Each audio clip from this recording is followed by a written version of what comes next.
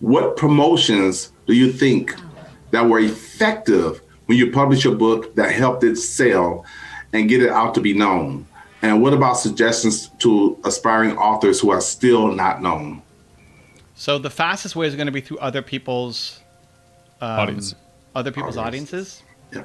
So try to find targeted audiences, work with them. Earlier on in this show, Drew mentioned book thinkers.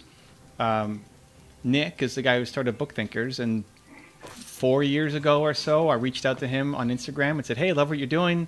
I've got a book, Your One Word. Love to talk to you about it. Send you a copy." And he was just a tiny account back then, and apparently, I was the first author who ever reached out to him and offered him anything. And now, you fast forward 4 years later, or 3 years later at the time, and I have Built to Serve out, and now Nick runs the largest collection of Instagram accounts for nonfiction authors, and now he's promoting Built to Serve. Anytime somebody asks him, "What book do you recommend on purpose or passion?" he always says Built to Serve.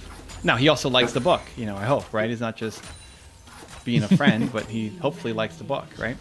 And so building connections with people who target, it's not the biggest audience. He doesn't have 1 million followers, but it's 100,000 followers of all book readers, non-fiction book readers, right? So not just readers who like romance novels or something, right? They're all non-fiction book lovers.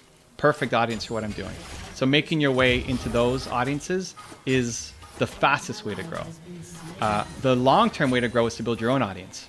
And this is now, you're thinking beyond the first book, right? You've got more than one book in you. You've got 20 books in you, 5 books in you, 10 books in you. And you'll need an audience to eventually sell to them. So it's doing things simultaneously.